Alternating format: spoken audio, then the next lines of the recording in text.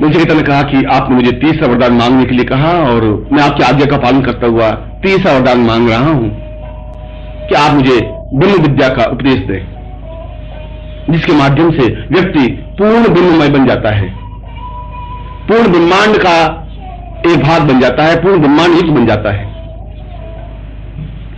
यम ने कहा कि तुझे तीसरा वरदान बड़ा कठिन मांगा है। मैं तुझे कहता हूं कि तू इस तीसरे वरदान मांगने की हट छोड़ दे। मैं लाखों गायें तुम्हें दे देता हूं, मगर ये वरदान मत मांग। नचिकेता ने कहा कि जो मैंने मांगा है मैं वही प्राप्त करना चाहता हूं। ये मैं कहा कि मैं तुझे जितना भी तू चाहे, मैं स्वर्ण आभूषणों का ढेर तुम्हें देने को तैयार हूं, मगर तो इस वरदान को मत मांग, इस विद्या को मत मांग। नचिकेता ने कहा कि मैं इस स्वर्ण ढेर को लेकर क्या करूंगा? वह स्वर्ण ढेर तो समाप्त हो जाएगा, वो तो मेरे शरीर के साथ ही अपने आप व्यर्थ हो जाएगा। मैं तो उस ब्रह्म विद्या को जानना चाहता हूं जो अपने आप में अमृतत्व है, जो अपना अमृत कुंड है, जो अपने आप में सिद्धार्थन है, जो अपने आप में पूर्णता है, जो अपने आप में श्रेष्ठता है। और यम एक बार फिर उसको प्रलोभन देते हैं, नचिकेता तो सुंदर स्त्रियों को मांग ले, मैं तुझे असंख्य स्वर्ण स्त्रियां और सुंदर स्त्रियां देता हूं जिसका तू भोग कर सकता है, मगर इस विद्या को मत प्राप्त कर, यह वरदान मत मांग। नचिकेता कहता है कि जो चीज मुझे चाहिए अगर वही मुझे प्राप्त नहीं हो तो मैं हजारों हजारों सुंदर स्त्रियों को लेकर के भी क्या करूंगा, उसकी क्या प्रयोजन होगा। और यहां उपनिषदकार एक नवीन गूढ़ रहस्य को स्पष्ट करता है कि उच्च कोटि की विद्या प्राप्त करने के लिए गुरु कई पासे फेंकता है। गुरु प्रलोभन देता है कि यह विद्या तेरे काम की नहीं है, तो उस विद्या को प्राप्त मत कर, मैं तुझे लक्ष्मी साधना दे देता हूं, मैं तुम्हें तारा साधना दे रहा हूं, मैं तुम्हें अप्सरा साधना दे रहा हूं। उस अप्सरा साधना के माध्यम से तू जीवन का आनंद प्राप्त कर सकेगा, अप्सरा हर तेरे पास रहेगी। लक्ष्मी आबद्ध क्रिया दे रहा हूं जिसके माध्यम से लक्ष्मी तेरे पास 24 घंटे रहेगी, धन की वर्षा होती रहेगी। गुरु भी अपने आप में टटोलता है और गुरु को टटोलना चाहिए, ये जरूरी है गुरु के लिए, क्योंकि अगर ऐसा गुरु नहीं करे तो फिर एक अपात्र को कोई विद्या चली जाएगी। मगर जो योग्य शिष्य हैं, जो कर्मठ शिष्य हैं, जो अपने आप में अद्वितीय शिष्य हैं, वो प्रलोभनों में नहीं आते। उनका तो एक लक्ष्य होता है, एक उद्देश्य होता है, वह तो एक ही बात सोचते हैं। जो यदि नचिकेता चाहता तो बीच में रुक जाता है, प्रलोभनों में आ जाता है, वो स्वयं ढेर लेकर के शांत हो जाता है, वह सुंदर स्त्रियों को प्राप्त करके रुक जाता है। मगर जो बीच में रुक जाता है, जो गुरु के इस प्रकार के आशीर्वाद से या गुरु के इस प्रकार के प्रलोभन से यदि शिष्य बीच में रुक जाता है तो समझना चाहिए कि यह शिष्य अपात्र है या योग्य है। यह शिष्य ब्रह्म विद्या प्राप्त करने का अभिलाषी नहीं है, ब्रह्म विद्या को प्राप्त करने का इसमें तजुर्बा नहीं है, इसमें चेतना नहीं है, इसमें एक जीवट नहीं है। क्योंकि ब्रह्म विद्या को प्राप्त करने का तात्पर्य है कि अपने आप में व्यक्ति कर्मठ हो, योग्य हो, साहसी हो, दृढ़ निश्चयी हो, प्रलोभनों से परे हो। आज ब्रह्म विद्या प्राप्त करने के बाद फिर वो प्रलोभन में गिर जाता है तो उससे ज्यादा असक्त, इससे ज्यादा घटिया शिष्य तो कोई बन ही नहीं सकता।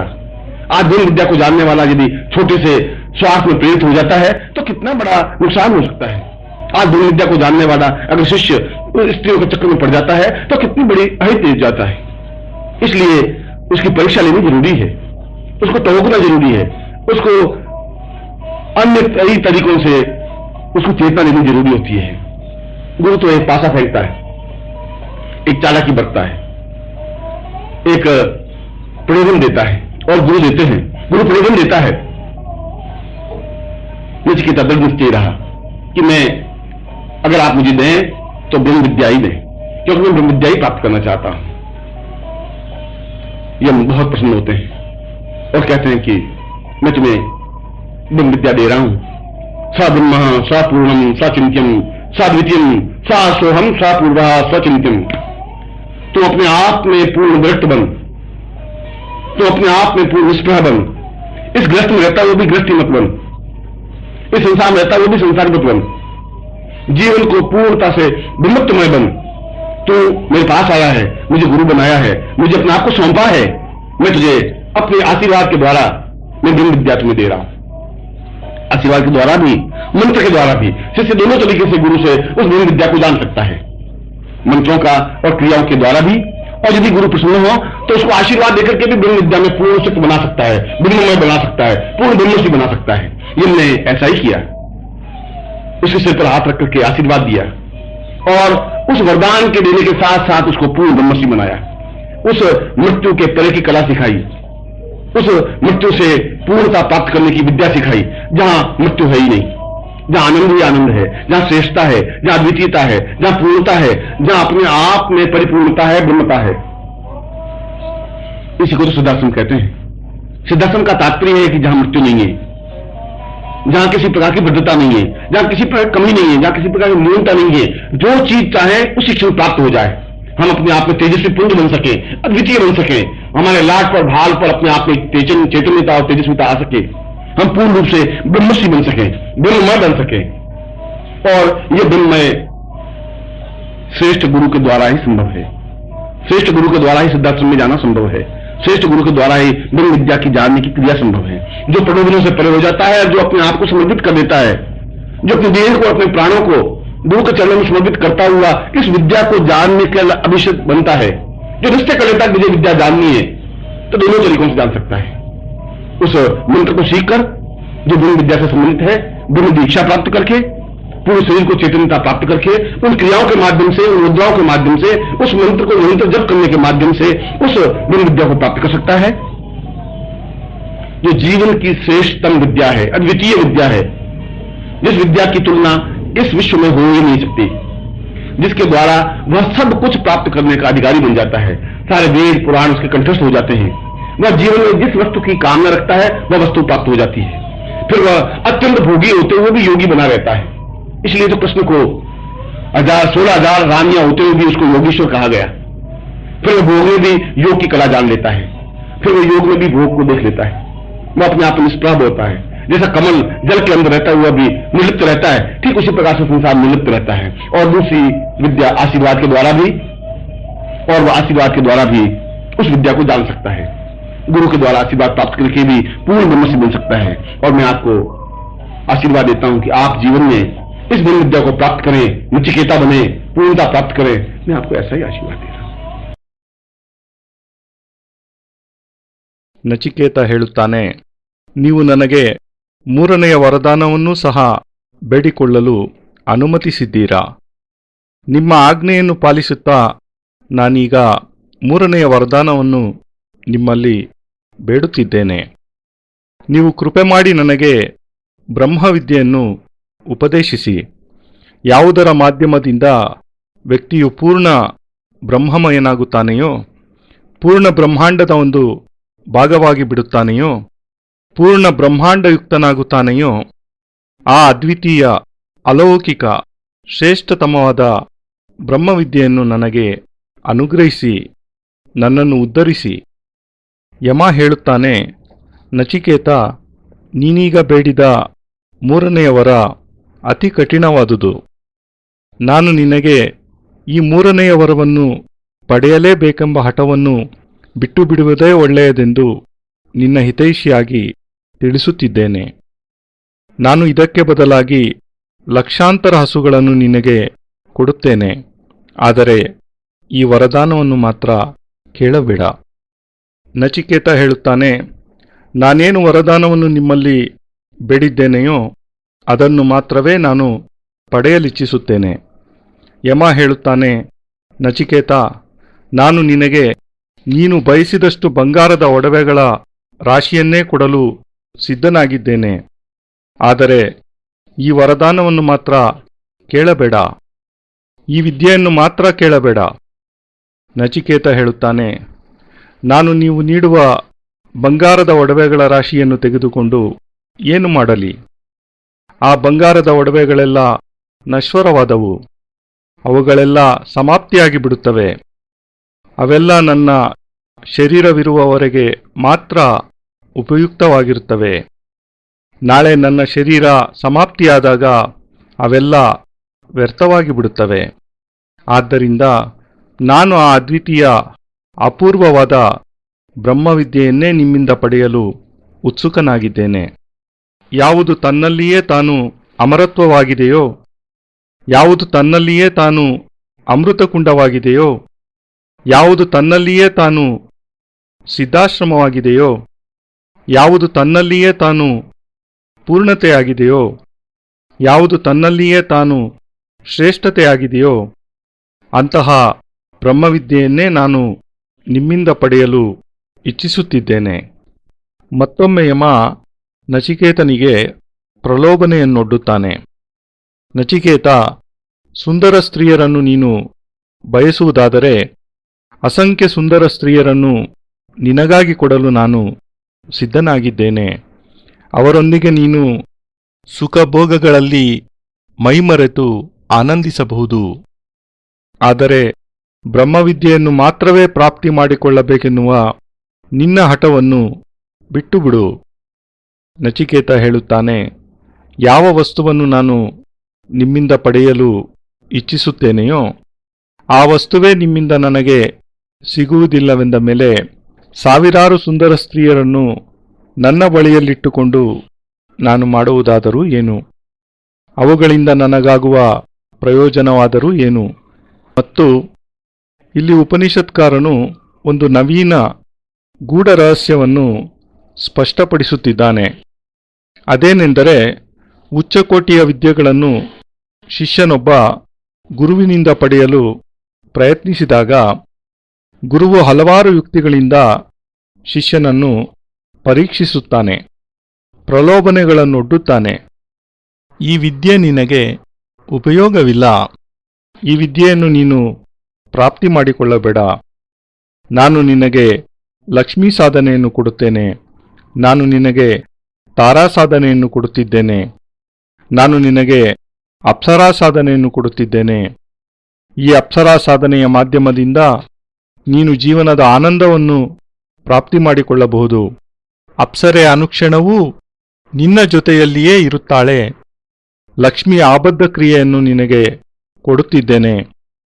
ಈ ಕ್ರಿಯೆಯ ಮಾಧ್ಯಮದಿಂದ ಲಕ್ಷ್ಮಿ 24 ಗಂಟೆಯೂ ಸಹ ನಿನ್ನೊಂದಿಗೇ ಇರುತ್ತಾಳೆ ಮತ್ತು ನಿನ್ನ ಮೇಲೆ ಧನ, ಕನಕ, ವಸ್ತು, ವಾಹನಾದಿಗಳ ಸುರಿಮಳೆಯಾಗುತ್ತದೆ.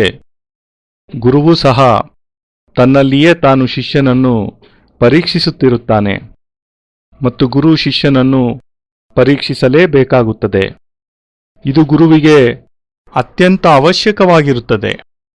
ಏಕೆಂದರೆ ಗುರು ಈ ರೀತಿ ಶಿಷ್ಯನನ್ನು ಪರೀಕ್ಷಿಸದೇ ಹೋದಲ್ಲಿ ಅಪಾತ್ರನೊಬ್ಬನಿಗೆ ಉಚ್ಚಕೋಟಿಯ ಉನ್ನತ ಮಟ್ಟದ ವಿದ್ಯೆಯೊಂದು ಲಭಿಸಿದಂತಾಗುತ್ತದೆ.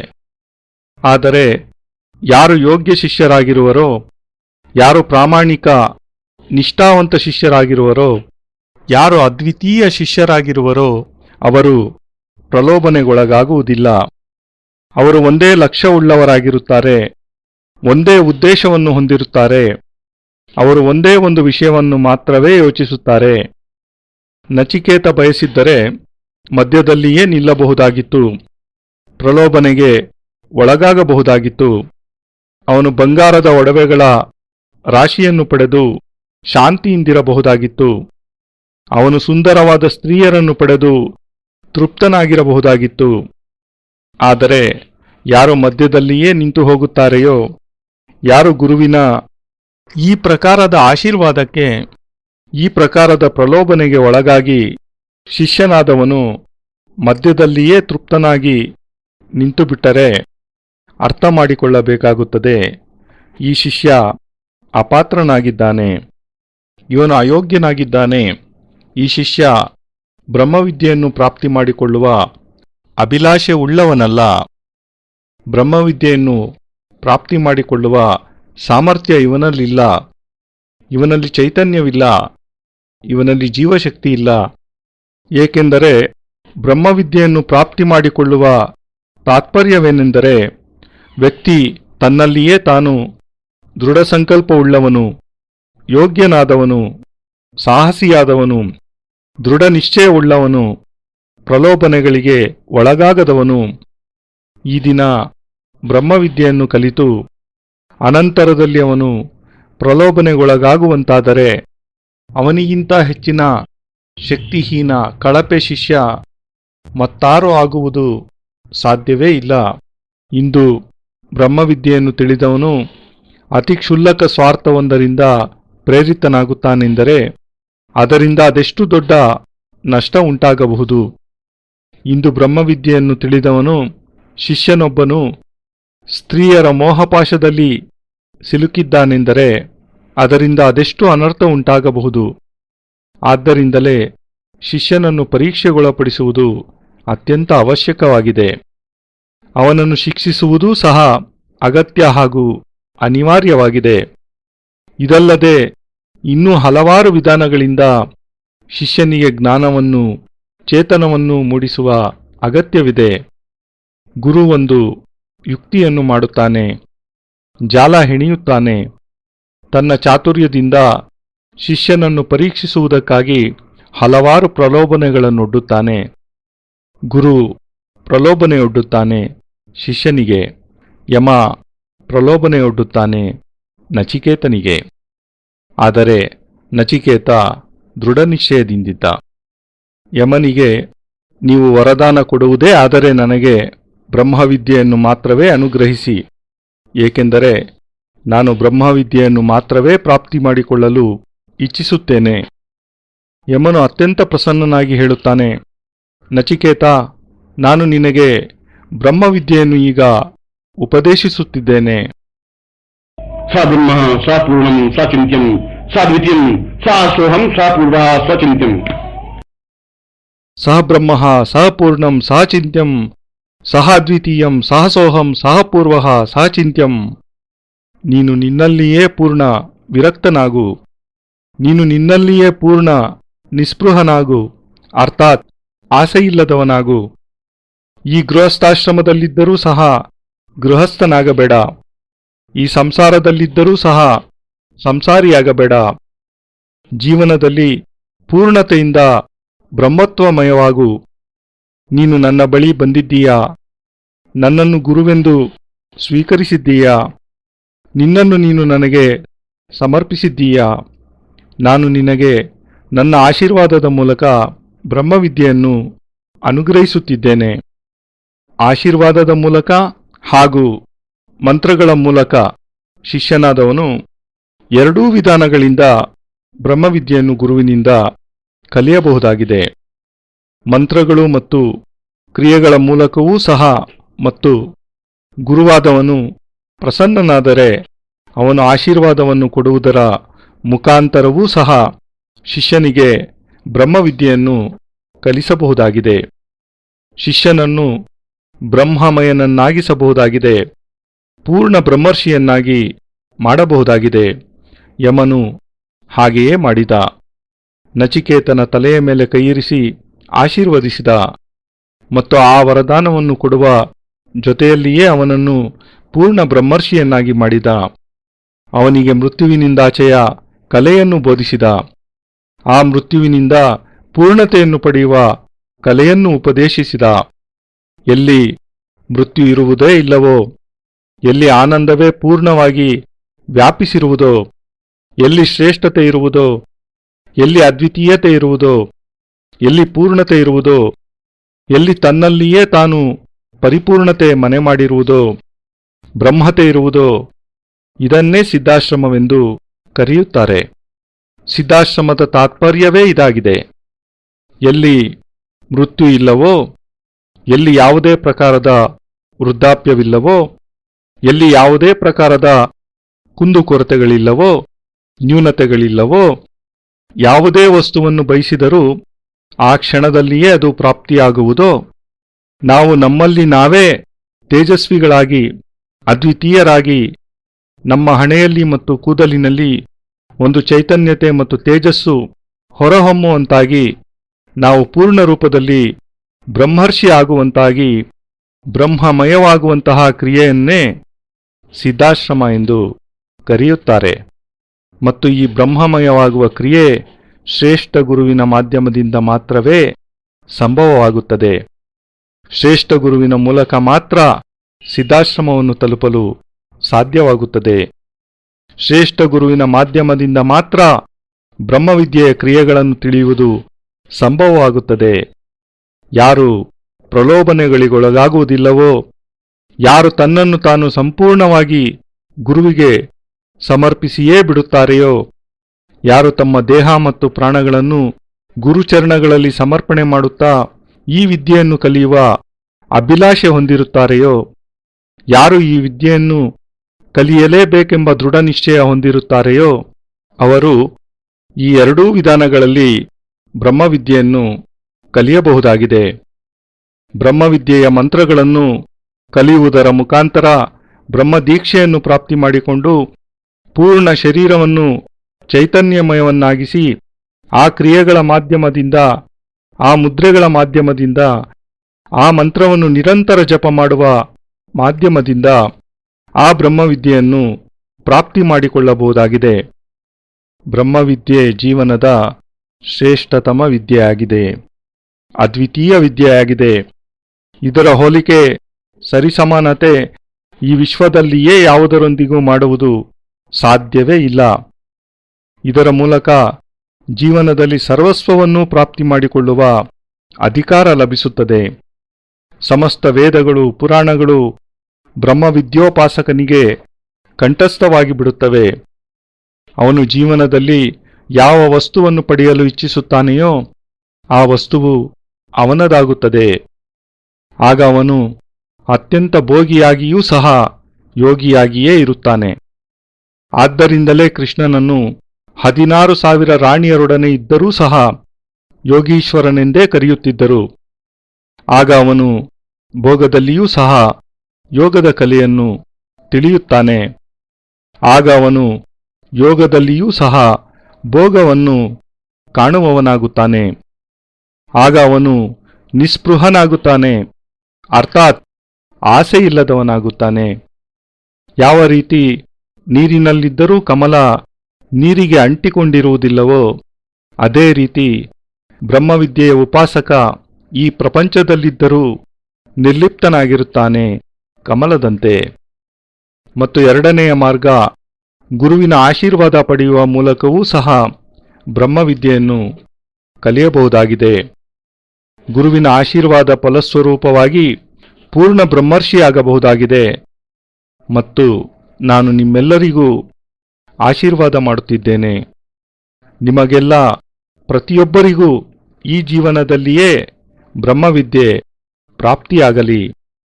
ನೀವೆಲ್ಲರೂ ನಚಿಕೇತರಾಗಿ ಪೂರ್ಣತೆಯನ್ನು ಪಡೆಯಿರಿ ಎಂದು ನಾನು ನಿಮಗೆ ಹೃತ್ಪೂರ್ವಕ ಆಶೀರ್ವಾದಗಳನ್ನು ಕೊಡುತ್ತಿದ್ದೇನೆ. ನಾರಾಯಣೋ ತ್ವಂ ನಿಖಿಲೇಶ್ವರೋ ತ್ವಂ ಮಾತಾ ಪಿತಾ ಗುರು ಆತ್ಮ ತ್ವಮೇವಂ ಬ್ರಹ್ಮಾ ತ್ವಂ ವಿಷ್ಣುರುದ್ರ ತ್ವಮೇವಂ ಸಿದ್ಧಾಶ್ರಮೋ ತ್ವಂ ಗುರುವಂ ಪ್ರಣಮ್ಯಂ ತ್ವಮೇವ ಮಾತಾ ಚ ಪಿತಾ ತ್ವಮೇವ